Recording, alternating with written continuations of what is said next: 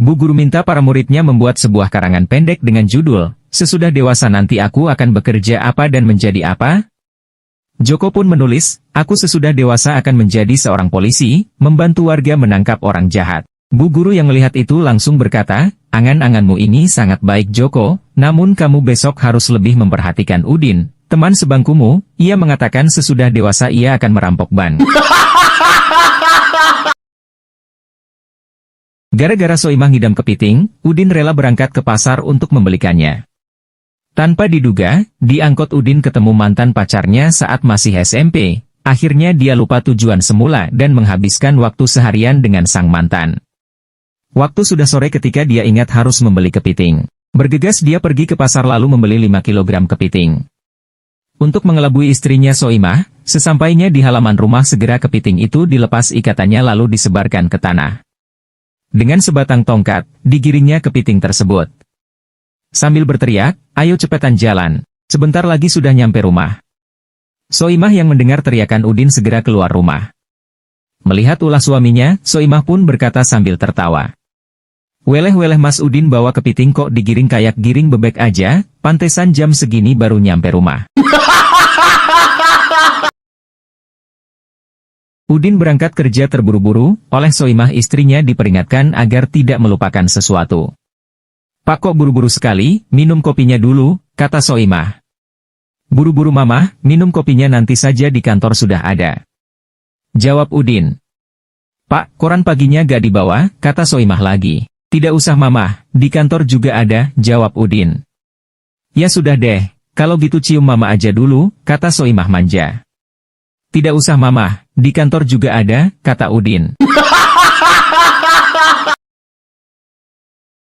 Menjelang Idul Fitri Soimah tertarik membeli kosmetik mahal asli Paris bukan beli dari MLM seperti teman-temannya. Kosmetik ajaib yang membuat pemakainya akan tampil jauh lebih muda dari usianya. Setelah berjam-jam duduk di depan meja rias, mengoleskan kosmetik ajaibnya, Soimah bertanya pada suaminya, "Mas, sejujurnya berapa tahun kira-kira usiaku sekarang?" Suaminya kemudian memandang lekat-lekat istrinya tercinta, "Kalau dilihat dari kulitmu usiamu 20 tahun, kalau rambutmu 18 tahun dan penampilanmu 25 tahun. Ah Mas Udin pasti cuman menggoda." "Jadi berapa tahun Mas yang benar?" jawab Soimah sambil tersipu manja. "Tunggu dulu sayang, saya ambil kalkulator, saya jumlahkan dulu ya." Suatu hari, Udin seorang murid SMA terlambat masuk sekolah. Ia kemudian ditanya oleh gurunya, "Kamu ini kenapa bisa terlambat?"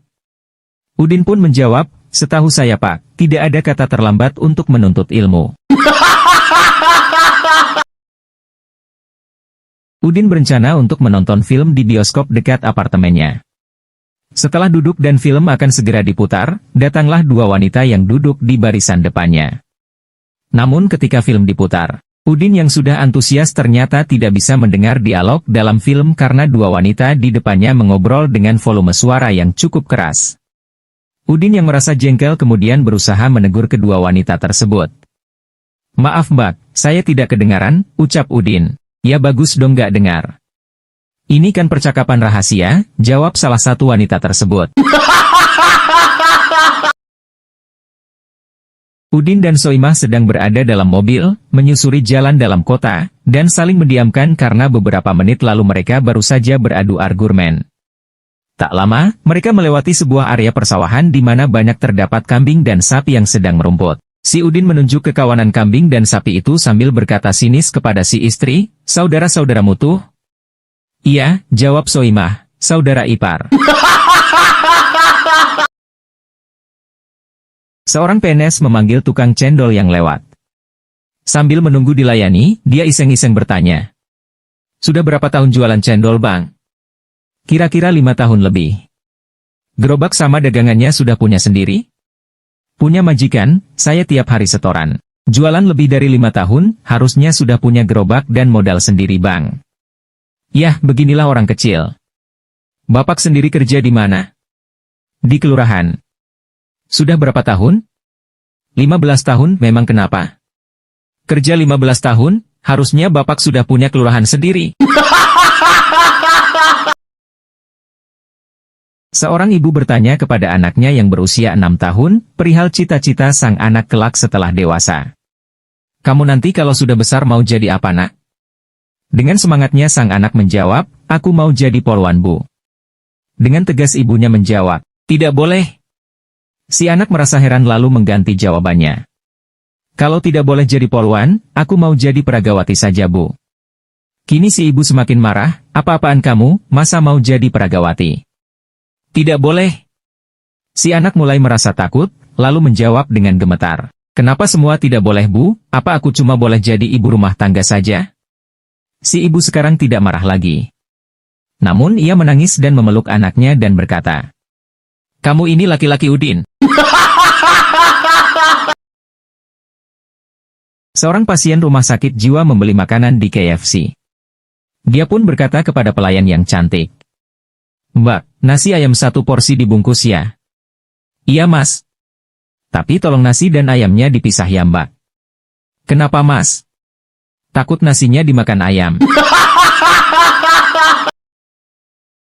Mas, maaf kalau mau merokok di ruang merokok dong, ini si kecil terganggu dan jadi bangun. Ujar si ibu muda yang lagi menyusui bayinya.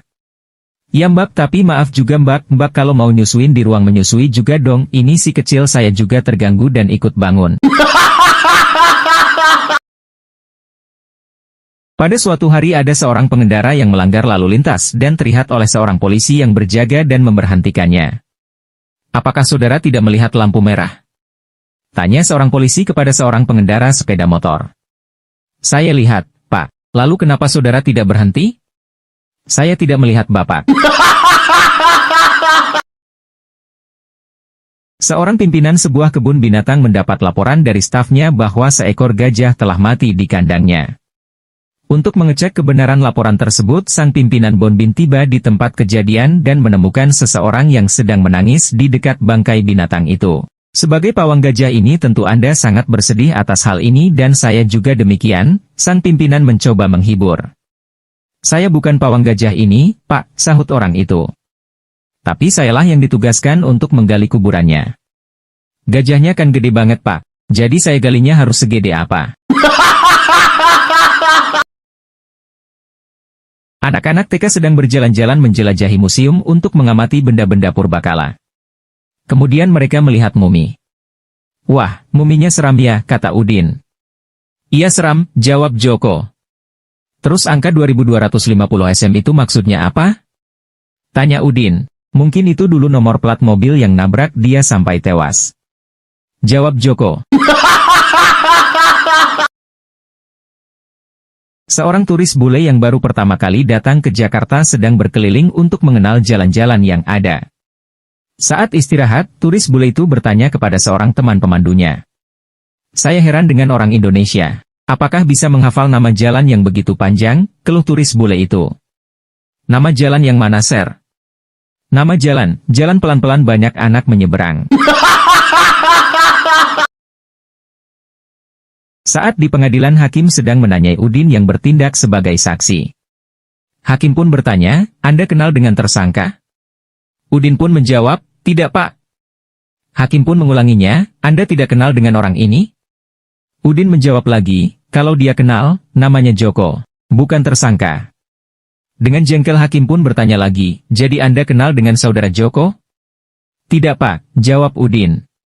Dengan geram hakim pun bertanya lagi, loh, tadi katanya kenal? Sama Joko kenal, sama saudaranya tidak, jawab Udin.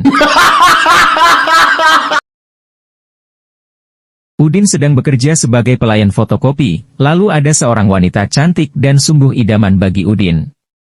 Setelah fotokopian diterima, lalu sang wanita buru-buru pergi, Udin pun sedih. Lalu 5 menit kemudian wanita itu kembali lagi dengan nafas terengah-engah dan bertanya, Mas, aslinya mana? Udin pun dengan pede menjawab, saya asli Jogja, kalau Mbak.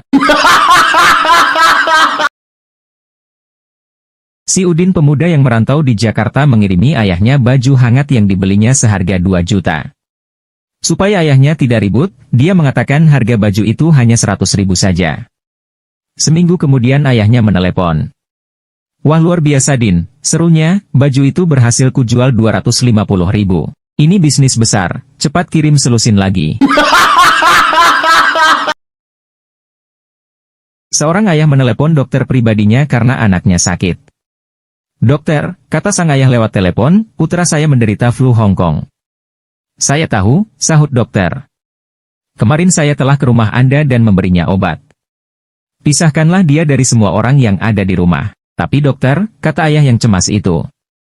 Dia telah mencium pembantu rumah tangga kami. Kasihan. Kalau begitu dia juga perlu dikarantina. Tapi dokter, saya juga telah mencium pembantu itu. Wah, ini rumit. Berarti Anda juga sudah menyimpan benih penyakit itu. Ya, dan tidak lama setelah itu, saya juga mencium istri saya. Celaka, seru sang dokter, kalau begitu saya sudah ketularan. Dalam pesawat terbang terdapat 3 penumpang yaitu anggota pramuka, ustadz dan ketua DPR. Tiba-tiba terdengar suara pilot.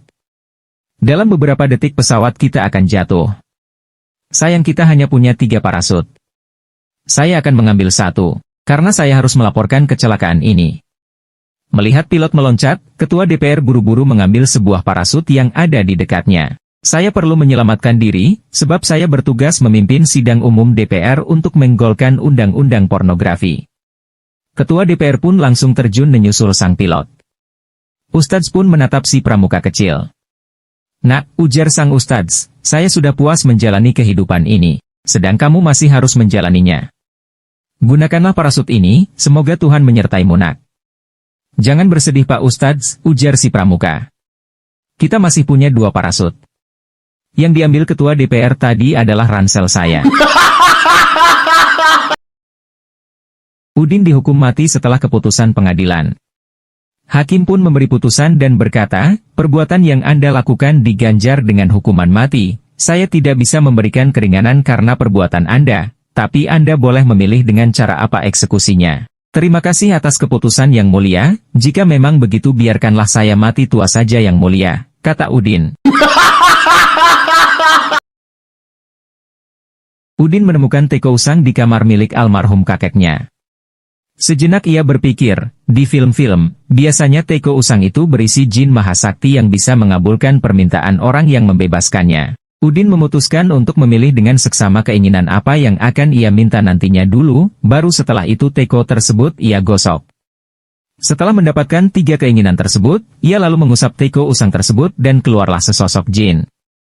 Wahai tuanku, terima kasih karena telah membebaskan hamba yang sudah terkurung jutaan tahun lamanya dalam benda ini. Sebagai ucapan rasa terima kasih hamba, mohon beritahukan keinginan tuanku, kata jin. Udin berkata, Jin, berikan saya villa yang sangat besar di mana saya bisa hidup bahagia selamanya dengan pacar saya. Jin menatap pria itu dengan keheranan lalu berkata, wah, kalau saya bisa membuat sebuah villa seperti itu, Anda kira saya akan tinggal di teko usang dan pengap ini. Suatu hari Udin sedang melamar pekerjaan di salah satu perusahaan ternama.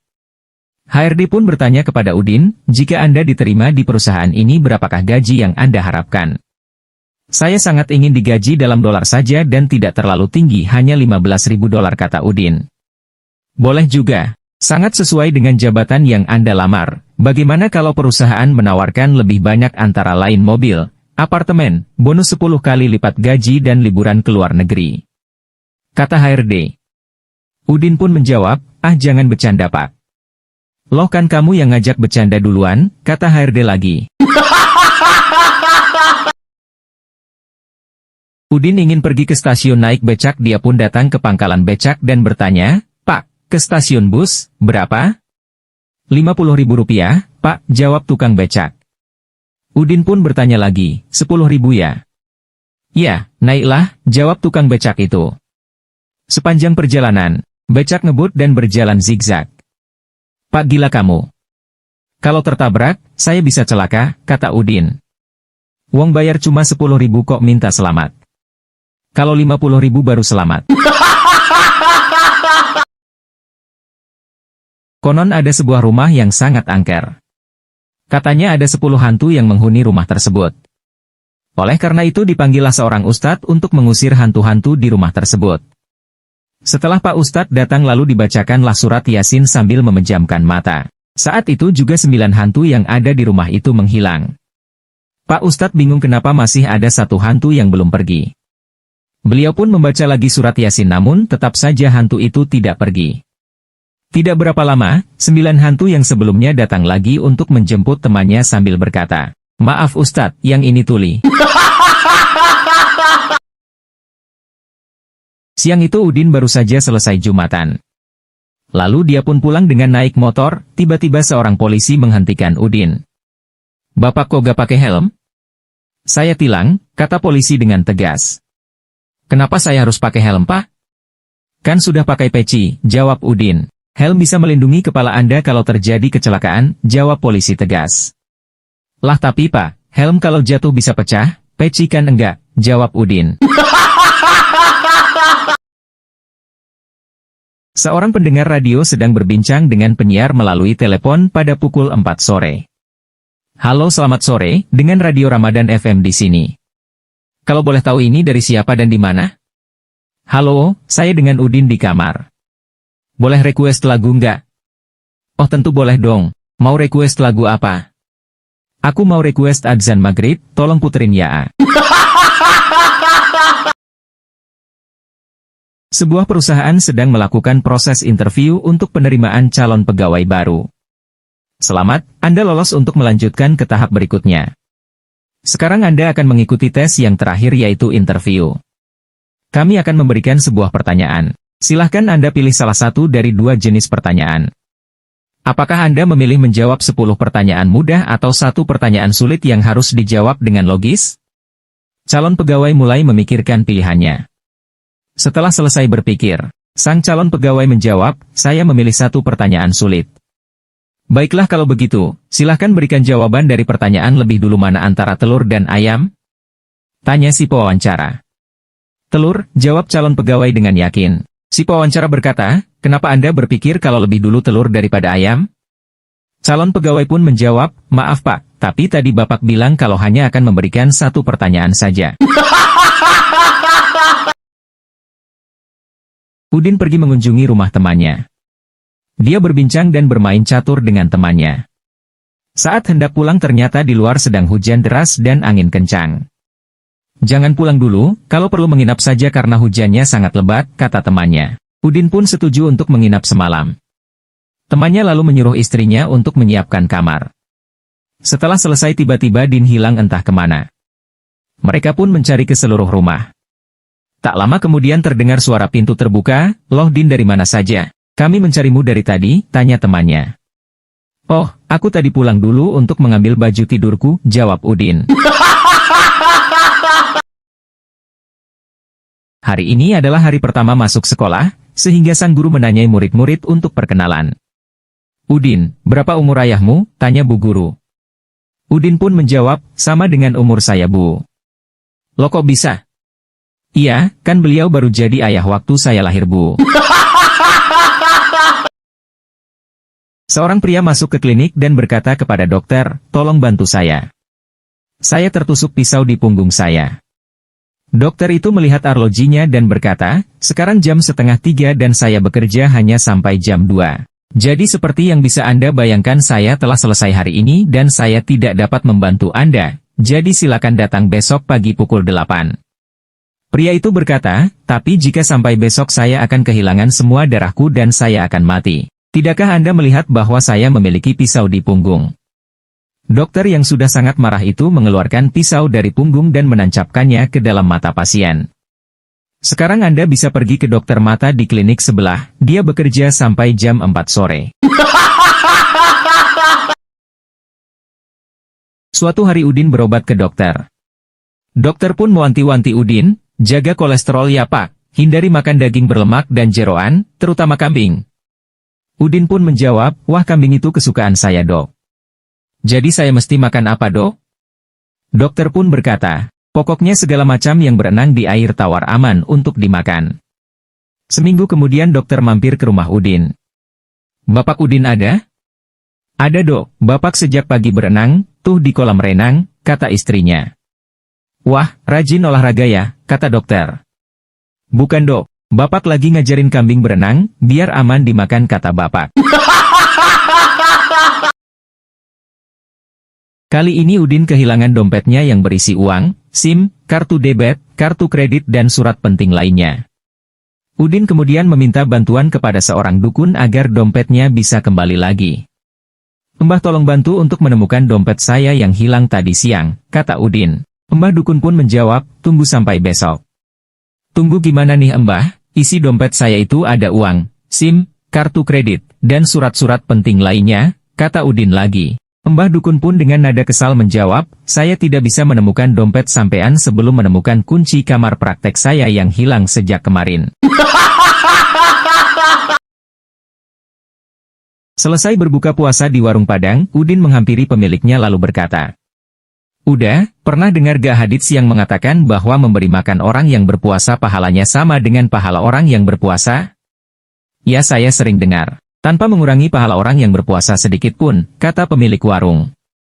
"Syukurlah, udah rupanya sering ngaji ya," tanya Udin. "Iya lumayan Pak, memangnya kenapa?" tanya pemilik warung. "Dompet saya ketinggalan."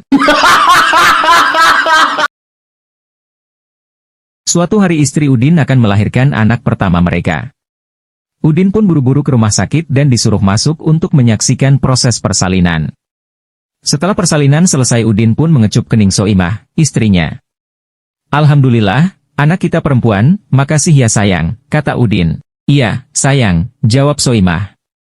Udin pun kembali bertanya, "Sakit ya sayang?" Soimah pun dengan lemah menjawab, "Iya sayang, sakit banget." "Yang, aku sayang banget sama kamu. Aku gak tega lihat kamu sakit. Nanti kalau untuk anak kedua titip sama yang lain aja ya, jangan dari kamu lagi. Aku gak tega yang." Udin melihat nenek-nenek sedang kebingungan di kantor pos. Udin pun mendekatinya dan bertanya, "Bisa saya bantu Nek? Tolong pasangin perangko sama tulis alamatnya Nak." Udin pun langsung memasang perangko dan menulis alamat yang dimaksud. Setelah selesai Udin pun bertanya lagi, "Ada lagi Nek? Bisa bantuin tulis isi suratnya sekalian?" Udin pun mengangguk lalu si nenek mendiktekan surat sampai selesai. "Cukup Nek?" tanya Udin. "Satu lagi Nak. Tolong di bawah ditulis, maaf tulisan nenek jelek." Di suatu kelas ibu guru bertanya kepada muridnya, "Anak-anak, siapa yang mau masuk surga?" Anak-anak dengan serempak menjawab, "Saya." Tapi Udin yang duduk di pojokan hanya diam saja. Bu guru pun bertanya lagi, "Anak-anak, siapa yang mau masuk neraka?" Anak-anak kembali menjawab, "Tidak mau." Udin pun tetap diam saja. Bu guru mendekati Udin dan bertanya, "Udin, kamu mau masuk surga atau neraka?" Udin pun menjawab, "Tidak kedua-duanya Bu guru." "Kenapa?" "Habis waktu ayah saya mau meninggal beliau berpesan, 'Udin, apapun yang terjadi kamu harus masuk tentara.'" Udin sangat penasaran bertanya kepada ibunya, "Ibu, kenapa beberapa rambut ibu berubah warna menjadi putih?" Ibunya pun mencoba menggunakan kesempatan ini untuk memberi pelajaran kepada anaknya, "Itu karena kamu Udin. Setiap perbuatan burukmu akan mengubah warna rambut ibu menjadi putih." Udin pun menjawabnya tanpa berdosa, "Sekarang aku tahu kenapa rambut nenek semuanya putih." Seorang penumpang taksi menepuk pundak supir karena ingin bertanya. Namun, supir tersebut justru berteriak, kehilangan kendali, hampir menabrak bus, dan kemudian berhenti mendadak. Kemudian suasananya menjadi hening. Si supir lalu berkata, "Tolong jangan lakukan itu lagi, kamu menakutiku." Penumpang itu pun meminta maaf dan bilang, "Aku tidak mengira kalau tepukan ringan tersebut bisa sangat menakutimu." Si supir kemudian menjawab, "Maaf itu semua bukan kesalahan Anda. Hari ini adalah hari pertama saya menjadi supir taksi. Sebelumnya saya adalah seorang supir mobil jenazah selama 25 tahun. Udin dan Joko merupakan pasien di rumah sakit jiwa. Suatu hari ketika mereka sedang berjalan dan melewati kolam renang rumah sakit, Joko tiba-tiba melompat ke dalamnya. Ternyata kolam renang tersebut sangat dalam. Karena tidak pandai berenang, Joko pun tenggelam hingga dasar kolam. Melihat hal itu Udin langsung melompat untuk menyelamatkan temannya. Ia berenang sampai dasar dan menarik Joko keluar. Kemudian dokter datang setelah mengetahui aksi heroik yang dilakukan Udin. Dokter tersebut memperbolehkan Udin keluar dari rumah sakit jiwa karena dia sudah sembuh. Dokter berkata, "Udin, kami punya kabar baik dan kabar buruk untukmu. Kabar baiknya secara mental kamu sudah stabil. Kabar buruknya temanmu yang kamu selamatkan gantung diri di kamar mandi dan meninggal." Udin pun menjawab, "Dok, Joko tidak gantung diri. Saya menggantungnya di sana biar kering." Dalam suatu kunjungan kerja ke sebuah RSJ, Menteri Kesehatan menyempatkan diri berbincang-bincang dengan salah seorang pasien pada RSJ tersebut. "Gimana rasanya tinggal di sini, Pak?" tanya Pak Menteri. Pasien pun menjawab, "Wah, gimana ya, kayaknya susah untuk dijelaskan deh, Pak. Mending Bapak coba aja sendiri." Pak Menteri pun menjawab, "Gak bisa dong, masak saya disuruh tinggal di sini, saya kan seorang menteri." "Gak masalah kok, Pak. Saya dulunya juga ngaku-ngaku seorang presiden," kata pasien. Udin, seorang pedagang mobil bekas, baru saja terpilih menjadi orang paling sukses tahun ini. Dalam jamuan makan untuk merayakannya, Udin memberikan rahasia keberhasilannya pada salah satu stasiun televisi yang mewawancarainya. "Ada 5 hal yang menyebabkan saya sukses. Pertama, saya selalu memperlakukan orang lain sebagaimana saya ingin diperlakukan orang. Kedua, saya selalu menjual dengan harga yang pantas. Ketiga, saya selalu jujur. Keempat, saya selalu memperlakukan karyawan saya secara adil dan dermawan. Dan yang kelima, ini yang paling penting. Bibi saya baru saja meninggal dan mewariskan kepada saya uang 100 miliar. Suatu hari si Udin pergi ke dokter untuk berobat. Dokter bertanya, "Bapak sakit apa?" Udin pun menjawab, "Anu dok, mual-mual dan muntah-muntah." "Buang air besarnya bagaimana, Pak?" tanya dokter lagi. "Seperti biasa dok, jongkok," kata Udin. Setelah berhasil menyusun suatu puzzle dengan bangga, Udin memperlihatkan pada temannya. "Joko, saya hebat kan? Saya hanya memerlukan 5 bulan untuk menyusunnya." Joko pun menjawab, "Mengapa begitu lama?" "Lama gimana? Lihat ini, di kotaknya tertulis untuk 4-7 tahun." Pada suatu malam, Udin, bocah berumur 6 tahun, mendekati ayahnya yang tengah membaca koran. Kemudian ia bertanya, "Ayah, apakah hantu itu benar-benar ada?" Ayahnya pun menjawab, "Tidak nak, hantu itu tidak ada, hantu hanyalah cerita bohongan yang ada di film dan di TV saja." "Tapi ya, tetangga sebelah rumah kita bilang jika hantu itu benar-benar ada," sahut Udin. "Nak, mulai besok jangan main lagi ke rumah tetangga sebelah," kata ayah Udin. "Tapi kenapa ayah?" "Mereka kan orang baik," balas Udin. "Rumah itu udah kosong sejak 2 tahun yang lalu, nak." Udin baru saja membentuk sebuah band rock sendiri, dan suatu hari adiknya berkata, "Kak, saya berharap kakak dan band kakak bisa masuk di TV. Apakah kamu pikir kami bermain dengan baik, Dik?" "Bukan begitu. Maksudnya agar aku bisa menekan tombol off di remote." Seorang pria masuk ke sebuah bar dan mengumumkan bahwa ia dapat menutup mata dan menyebut apa yang ia minum dan berapa umur minuman itu, hanya dengan rasa dan bau. Seorang pria mabuk di bar mengatakan, "Aku yakin saya bisa memberikan minuman yang Anda tidak bisa menyebutkan umurnya." "Saya akan menjawab tantangan Anda," jawab orang itu. Jadi orang mabuk menempatkan minuman di atas meja. Orang itu menyeruput dan meludahkannya keluar. "Ini rasanya seperti kencing." "Ya benar," kata orang mabuk itu, "sekarang tebak berapa umur saya." 3 jenazah berada di kamar mayat, semua dengan senyum yang sangat lebar di wajah mereka. Dokter memberitahu polisi apa yang telah terjadi. Jenazah pertama, pria Bandung, usia 60, meninggal karena gagal jantung saat bercinta dengan kekasihnya. "Makanya memiliki senyum yang sangat lebar, Pak," kata dokter. Jenazah kedua, pria Bali, usia 25, memenangkan undian 1 miliar, menghabiskan semuanya untuk minum arak Bali, keracunan alkohol, maka dia mati tersenyum. Polisi bertanya, "Bagaimana dengan jenazah ketiga?" "Ah," kata dokter, "ini adalah salah satu yang paling tidak biasa. Petani dari NTT, usia 30, disambar petir."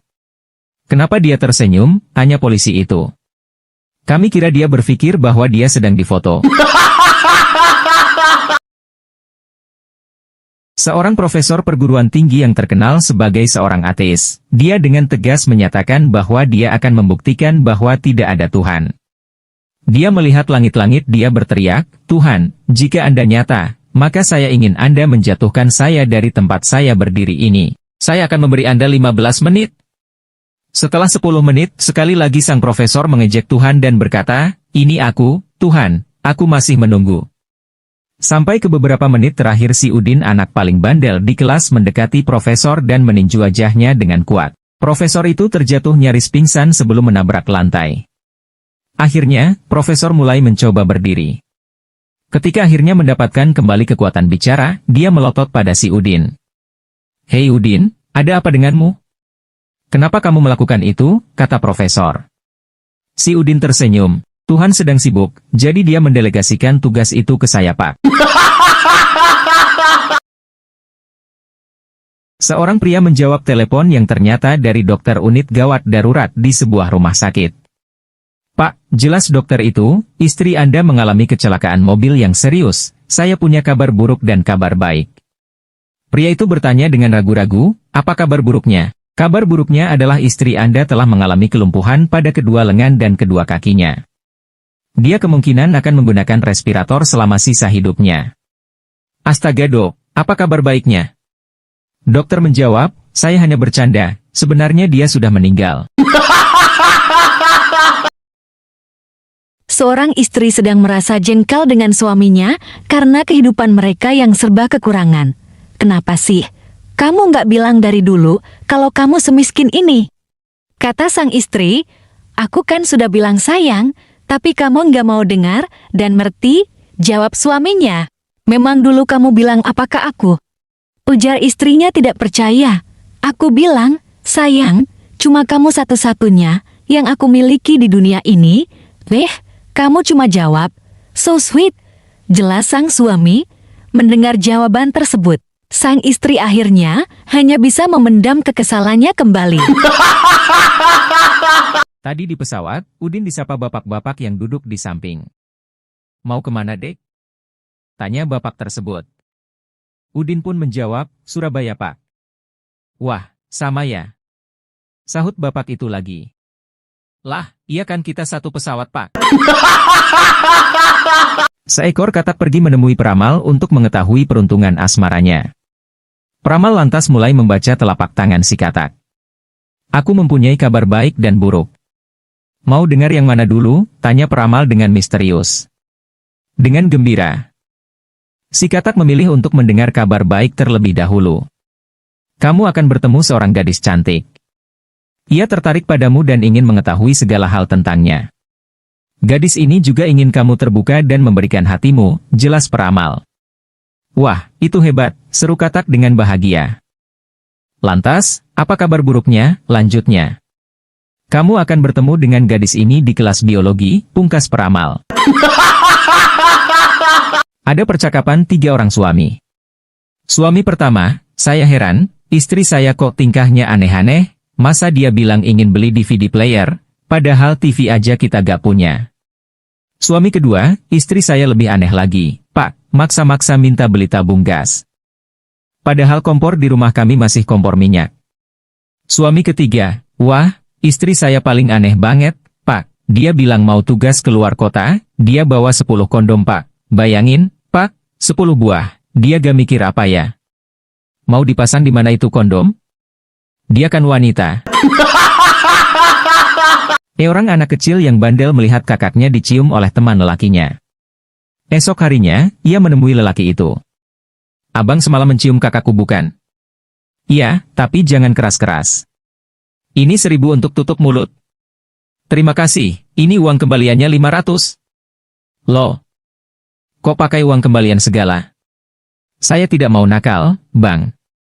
Semua orang yang mencium kakak juga saya tagih 500. Seorang pria miskin akan menikah dengan gadis pujaan hatinya, namun dia pingin sekali memiliki celana dalam baru. Karena kekurangan uang, si ibu dengan kasih sayang menjahit sebuah celana dalam dari tepung terigu. Sebagai pengantin baru, malam pertama yang ditunggu-tunggu akhirnya tiba. Dengan rasa penuh percaya diri si pria langsung buka celana, namun istrinya langsung pingsan, karena melihat celana dalam si pria, karena di depannya tertulis, neto 50 kg, kualitas terjamin 100%. Ada percakapan 3 orang suami.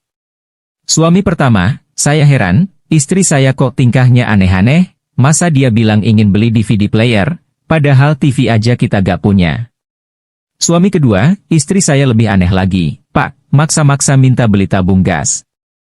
Padahal kompor di rumah kami masih kompor minyak. Suami ketiga, wah, istri saya paling aneh banget, Pak, dia bilang mau tugas keluar kota, dia bawa 10 kondom Pak. Bayangin, Pak, 10 buah, dia gak mikir apa ya? Mau dipasang di mana itu kondom? Dia kan wanita. Polisi sedang menginterogasi Soimah yang melakukan penganiayaan terhadap suaminya. Benarkah Anda memukuli Pak Santoso suami Anda, pagi ini? Benar, Pak. Apa yang ia katakan sampai Anda melakukannya? Dia bertanya, sekarang sudah jam berapa Wulan? Lalu, apa yang salah dari pertanyaan tersebut sampai Anda harus memukulinya? Karena nama saya Soimah Pak, bukan Wulan. Suatu hari di bulan Ramadan, Soimah dan Udin berpapasan di tengah jalan. Lantas, terjadilah dialog singkat di antara keduanya. Mau kemana kamu, Din? Salat tarawihlah biar dapat pahala, memangnya kamu. Allah bilang saja kamu mau nyolong sandal. Kalau ngomong mulutnya dijaga ya. Untung bulan Ramadan, kalau tidak sudah aku gampar kamu. Ya maaf Din, terus kenapa itu sandal malah ditenteng bukannya dipakai? Ini mau aku tukar soalnya yang kemarin kekecilan. Seorang bapak yang sangat-sangat pelit diajak anak tersayangnya untuk naik helikopter. Awalnya si bapak tidak setuju karena harus bayar, tapi karena sayang dengan anaknya, ia pun setuju. Setelah sampai di tempat heli, si pilot bilang, naik bayar $100. Kalau Anda bicara di atas nanti didenda $500. Tapi kalau Anda tidak bicara sepatah kata pun, akan saya kasih $1.000. Setelah setuju dengan perjanjian tersebut, helikopter diterbangkan pilot dengan cara manuver dan jungkir balik di atas. Setelah mendarat si pilot bilang ke bapak pelit tadi, wah Anda hebat, tidak bicara sepatah kata pun. Si bapak bilang, sebenarnya saya mau bicara tadi, tapi takut didenda. Memang Anda mau bilang apa? Tanya si pilot. Anak saya jatuh, jawab si bapak. Kereta api berhenti di stasiun Karawang sebelum melanjutkan perjalanannya. Udin menjulurkan kepala lewat jendela. Seorang anak kecil berdiri dekat jendela. Jang jang jang, panggilnya. Anak itu mendekat. Udin mengulurkan uang $1.000, minta tolong dibelikan 2 potong roti. 1 untuk kamu, katanya. Si anak pergi namun lama baru kembali sambil mengunyah roti. Ia mengembalikan uang $500-nya. Pak, roti yang ini tinggal satu-satunya di warung. Jadi terpaksa saya beli. Kembaliannya ini buat Bapak, katanya. Lalu ia sambil mengunyah roti pergi meninggalkan Udin. Udin yang baru pertama kali akan pergi ke Jakarta diberi pesan oleh Joko, temannya sekampung yang telah bertahun-tahun tinggal di Jakarta. Hati-hati di Jakarta, karena orang Jakarta banyak bohongnya, tukang tipu. Ketika hendak turun dari bis kota dari terminal Pulau Gadung menuju rumah Joko, sang kondektur bis berteriak memberitahu, awas kaki kiri duluan, kaki kiri duluan. Ingat akan pesan Joko, Udin langsung berpikir, pasti kondektur ini bohong. Dan dia melompat dari bus yang masih berjalan dengan kaki kanan lebih dahulu. Tentu saja dia jatuh dan babak belur. Begitu berdiri, Udin langsung teriak. Memang orang Jakarta tukang bohong. Dengan kaki kanan saja babak belur, apalagi dengan kaki kiri. Soimah dan Lastri, 2 orang ibu rumah tangga, sedang berbincang mengenai kehebatan suami mereka di atas ranjang. Suami saya sanggup melakukan hubungan seks selama 1 jam, kata Soimah. Wah, itu sih nggak ada apa-apanya dengan suami saya. Suami saya sanggup melakukannya dalam 7 jam 1 menit. Padahal suami saya buta loh, kata Lastri. Wow, hebat sekali. Bagaimana suami ibu melakukannya? Tanya Soimah penasaran. Selama 7 jam dia mencari lubang, setelah itu mainnya 1 menit. Si pria bertanya, apakah Nyonya tahu caranya bercinta? Tentu saja si Nyonya rumah marah dan membanting pintu. Namun, si pria tetap mengetuk pintu rumah tadi dan mengajukan pertanyaan yang sama. Kali ini si Nyonya menjerit sambil mengusir tamu tidak senonoh tadi. Malam itu juga si Nyonya menceritakan kejadian memalukan tadi kepada suaminya. Si suami berjanji bahwa ia akan tinggal di rumah keesokan harinya untuk menghadapi si tamu kurang ajar seandainya ia muncul lagi. Ternyata benar, keesokan harinya pria yang sama datang lagi dan mengetuk pintu. Nyonya rumah segera membuka pintu sementara suaminya bersembunyi sambil membawa celurit. Si tamu kembali bertanya, Nyonya, tahukah Anda caranya bercinta? Tentu saja, kenapa Anda menanyakannya? Si Nyonya balik bertanya. Baguslah, kata si tamu. Kalau begitu puaskanlah suami Anda dan beritahu dia untuk menjauhi Soimah istri saya. Gak sarapan dulu? Enggak, aku belum lapar. Lalu sang suami mencium bibir istrinya dengan mesra sambil berkata, ini makan pagiku. Sang istri pun tersenyum. Karena ada sesuatu yang tertinggal, pada siang harinya sang suami balik ke rumah dan bertemu istrinya lagi. Ada apa mas kau balik ke rumah? Ada sesuatu yang tertinggal. Gak makan siang dulu? Enggak, aku masih belum lapar.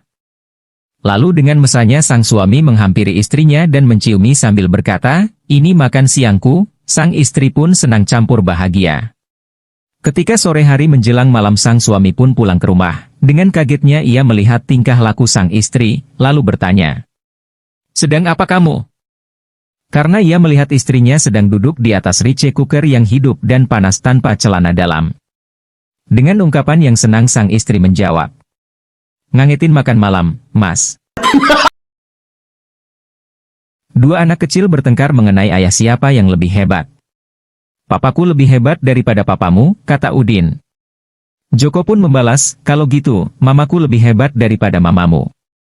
Udin pun mengingat-ingat, rasanya kamu benar, papaku selalu bilang begitu. Sepasang suami istri tertangkap basah oleh anak mereka ketika sedang melakukan hubungan badan di ruang tamu. Pasangan suami istri itu berusaha menjelaskan kepada anak mereka yang setengah remaja itu, bahwa mereka sedang bergurau dan bermain dokter-dokteran. Dengan santai si anak menasihati orang tuanya itu, kalau mau main dokter-dokteran jangan di ruang tamu, nanti kalau ada orang ngeliatkan disangka sedang melakukan hubungan suami istri. Seorang penderita kanker diberitahukan oleh dokternya bahwa hidupnya tidak lama lagi, hanya sekitar 2 minggu lagi. Mendengar kabar tak mengenakan hati, ia memberitahukan anaknya untuk segera mengadakan pesta besar perpisahan. Di depan kawan-kawannya ia menyatakan, maaf teman-teman, saya mengumpulkan kalian agar tahu bahwa saya tak lama lagi akan meninggalkan kalian, AIDS telah merongrong tubuh saya. Anaknya dengan heran bertanya, ayah, mengapa ayah berbohong atas penyebab kematian ayah? Ayahnya menjawab, aku tak mau salah seorang dari mereka akan tidur dengan ibumu yang cantik setelah aku meninggal kelak. Udin datang ke dokter dengan kedua telinganya luka bakar. Dokter pun bertanya, apa yang terjadi? Saya sedang menyetrika dan telepon berdering. Saya salah mengambil gagang telepon, tidak sengaja saya mengangkat setrika dan menempelkannya di telinga saya, dok, jawab Udin. Wow. Tetapi apa yang terjadi dengan telinga Anda yang satu lagi? Tanya dokter lagi. Teman saya yang goblok itu menelepon lagi, dok, kata Udin. Udin sedang menjenguk temannya yang baru saja kecelakaan. Di samping tempat tidur, istri temannya terlihat sangat bersedih melihat kondisi suaminya. Udin pun berdiri di samping tempat tidur temannya yang tidak bisa berbicara, tetapi dapat melihat Udin. Beberapa saat setelah Udin datang, temannya terlihat semakin pucat dan terlihat ingin mengatakan sesuatu namun tidak bisa. Melihat hal tersebut, Udin segera memberikan kertas dan pulpen untuknya. Hanya beberapa detik setelah menulis surat, teman itu pun meninggal. Udin pun memberikan surat tersebut untuk istri teman baiknya itu dan berjalan perlahan meninggalkan kamar RS. Setelah pemakanan suaminya, sang istri pun teringat akan kertas yang ditulis beberapa hari lalu dan ia pun membacanya. Betapa kaget sang istri begitu mengetahui apa yang ditulis di kertas tersebut. Udin, selang oksigennya jangan diinjak. Saat itu Udin sedang berada di stasiun kereta api bersama dua orang temannya. Ketika asyik ngobrol mereka tidak sadar bahwa kereta jurusan Surabaya sedang mulai berangkat dan bergerak perlahan. Melihat hal tersebut Udin dan kedua temannya segera lari mengejar. Karena Udin jarang olahraga dia pun tertinggal, sedangkan teman-temannya sudah naik ke kereta jurusan Surabaya tersebut. Bukannya sedih atau panik Udin malah ngakak sambil nunjuk-nunjuk kereta yang sudah jauh. Orang-orang yang melihat perilaku Udin pun menjadi bingung dan menanyakan kepadanya, "Dik, bukankah kamu gagal mengejar mereka? Kok kamu malah tertawa?" Udin pun menjawab, "Mereka sebenarnya hanya ingin mengantar saya, Pak." Ceritanya si Udin lagi ngobrol sama temannya Joko, bencong yang sering mangkal di dekat bubur ayam Barito Blok M Jakarta. Udin pokoknya besok aku pengen insyaf kata Joko sambil tersenyum genit sama Udin. "Oh syukur deh kalau gitu, gue ikut seneng, lu mau jadi cowok lagi kan?" Tanya Udin. Bukan Din. Aku mau pakai kerudung." Sebuah keluarga sedang pergi ke Disneyland. Setelah melewati liburan yang menyenangkan dan melelahkan mereka kembali ke rumah. Saat mereka hendak meninggalkan Disneyland anak laki-laki tersebut melambaikan tangan dan berkata, "Goodbye Mickey." Lalu si anak perempuan tersebut juga melambaikan tangan dan berkata, "Goodbye Minnie." Kemudian si ayah juga melambaikan tangannya dan dengan lemahnya dia berkata, "Goodbye Money." Ini adalah kisah dua orang sahabat yang sudah 20 tahun menjadi rekan kerja. Tiba-tiba salah satu dari mereka tampak sekarat. Sebelum pergi meninggalkan dunia ia sempat membuat sebuah pengakuan kepada sahabatnya. "Aku mau membuat pengakuan sebelum aku mati. Aku telah selingkuh dengan istrimu selama 10 tahun dan anak perempuanmu itu adalah anakku. Tenang aku sudah tahu. Kamu tak perlu mengkhawatirkan itu. Pergilah dengan tenang," kata sahabat yang satunya. Ia juga sudah membuat sebuah pengakuan. "Aku kesini juga mau mengaku akulah yang menaruh racun di makananmu siang tadi." Seorang pasien yang akan dibedah terbaring di kamar operasi dengan muka yang pucat. Seorang dokter bedah muda masuk sambil menyapa pasien tersebut dengan ramah. "Kamu kelihatan takut sekali, jangan bimbang semuanya akan berjalan dengan baik dan lancar jadi tenangkan hatimu." "Bagaimana tidak takut dokter, seumur hidup inilah kali pertama saya dibedah." "Sama, saya juga kali pertama melakukan pembedahan tapi saya sama sekali tidak merasa takut."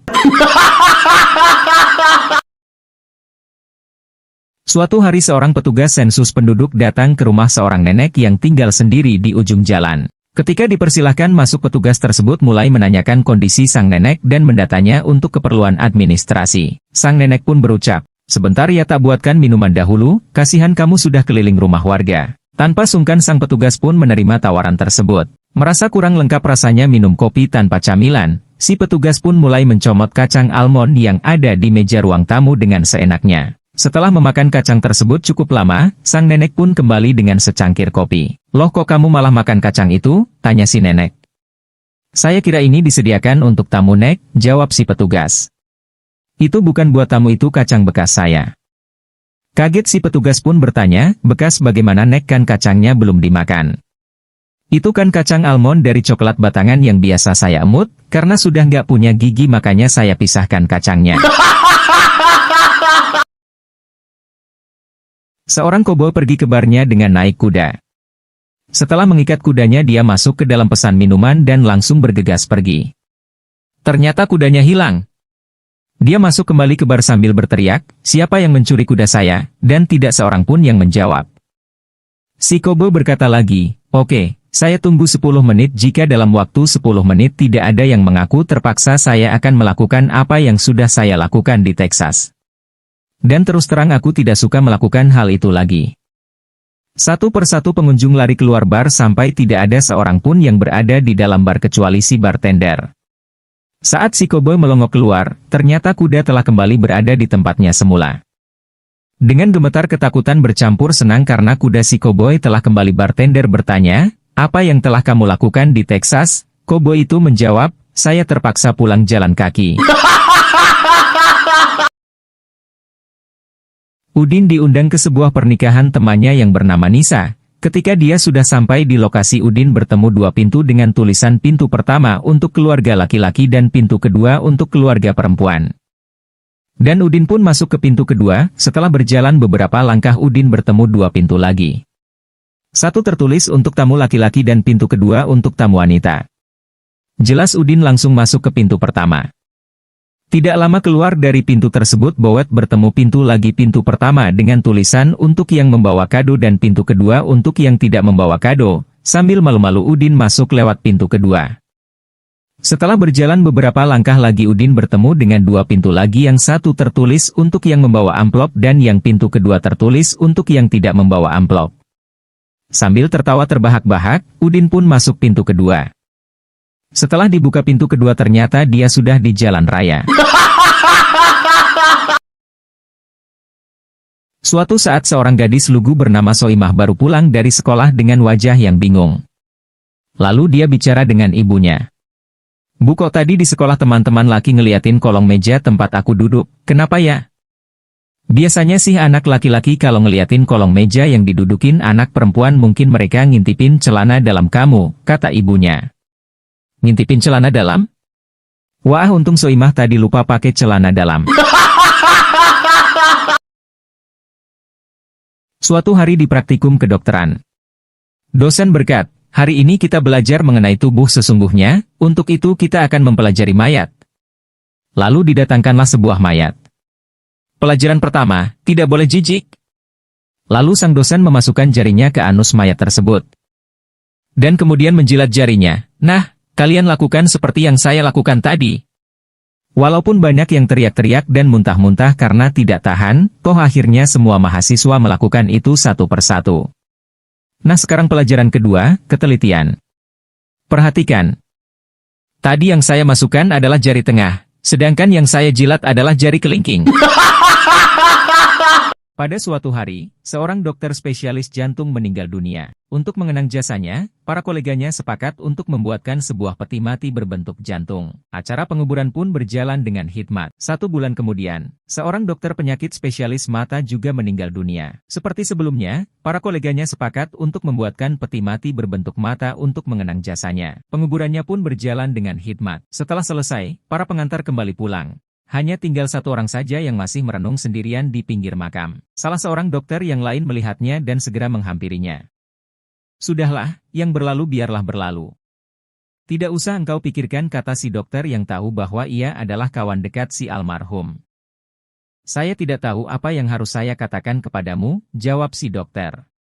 "Kalau saya mati, akankah kalian akan mengenang jasaku dengan membuatkan peti mati berbentuk kelamin?" kata si dokter yang merenung karena dia adalah dokter spesialis kelamin. Sudah 2 hari Udin marahan sama istrinya. Kalau sudah marahan begini biasanya mereka tidak saling tegur apalagi saling bicara. Memasuki hari kelima marahan, Udin tetap enggan bicara apalagi istrinya tetap ogah ngomong. Tapi celakanya besok pagi Udin ada janji penting. Artinya besok dia harus bangun pagi, padahal Udin paling sulit bangun pagi. Karena mereka masih marahan sedangkan besok harus bangun pagi, maka dia cari akal bagaimana caranya supaya istrinya mau membangunkannya tapi tanpa harus berbicara dengan istrinya. Udin mengambil secarik kertas dan ditulisnya pesan untuk istrinya, "Besok pagi saya ada rapat, tolong bangunin jam 6. Diletakkannya kertas itu di atas meja rias istrinya, kemudian dia langsung tidur. Ketika keesokan paginya ia bangun, jam sudah menunjukkan pukul 10 pagi. Alangkah murkanya Udin karena ia tidak dibangunkan istrinya. Masih dalam keadaan kecewa dan emosi ia menghampiri meja rias istrinya. Di situ ia menemukan secarik kertas yang sudah ditulis istrinya, "Bangun, bangun, sudah jam 6 pagi. Manajer perusahaan datang dan melaporkan kondisi perusahaan kepada direksi. "Auditor baru saja pergi, Pak. Apakah mereka memeriksa pembukuan kita?" "Sangat teliti." "Apa yang mereka katakan?" "Mereka ingin 15% untuk tetap diam." Seorang polisi tiba di lokasi kecelakaan di mana rupanya 3 orang gadis telah melompat dari sebuah gedung yang sangat tinggi. Dia tiba-tiba memperhatikan bahwa seseorang masih bernafas sehingga dia mendekatinya dan bertanya, "Mengapa kalian melompat dari gedung?" Gadis itu menjawab dengan suara yang sangat lemah, kami ingin mencoba laurier yang baru kami beli, dengan sayap. Suatu hari sebuah keluarga sedang menonton TV ketika tiba-tiba ada ketukan di pintu. Sang ibu membuka pintu dan ada seorang biarawati mengatakan bahwa dia pergi dari rumah ke rumah membagikan sup kepada setiap keluarga. Dia mengambil tas sup dan berterima kasih kepada biarawati. Mereka semua pergi ke dapur dan mengambil mangkuk dan kemudian menuangkan sup ke dalam mangkuk. Sang ayah berkata, "Sup ini bau." Sang ibu berkata, "Sayang, seorang biarawati membawakannya untuk kita syukuri."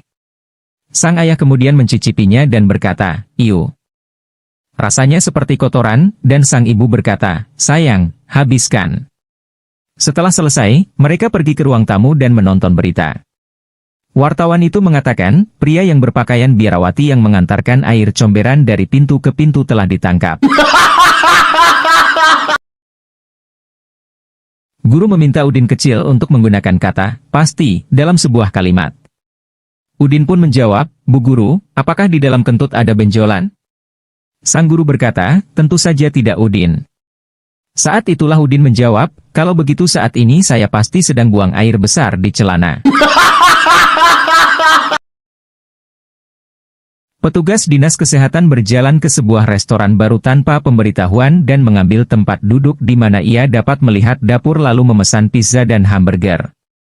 Koki muncul dan petugas itu hampir tersedak ketika dia melihat bahwa dia tidak memakai baju. Belum sempat selesai menulis laporan di buku kecilnya, Koki melanjutkan untuk mengambil segumpal adonan pizza dan menekannya rata di atas dada telanjangnya. Si juru masak melanjutkan untuk mengambil segenggam daging giling dan menekannya menjadi patty yang sempurna di ketiaknya. Terkejut seperti seorang yang bingung, petugas itu memanggil manajer dan menjelaskan kondisi menyedihkan yang telah dilihatnya. "Itu bukan apa-apa," jawab manajer. "Anda harus kembali jam 5 pagi ketika dia membuat donat." Suatu hari seorang pegawai pemerintah sedang menggali laci kantornya ketika tiba-tiba dia menemukan lampu ajaib. Dia menggosok lampu dan, oh, kejutan muncul jin.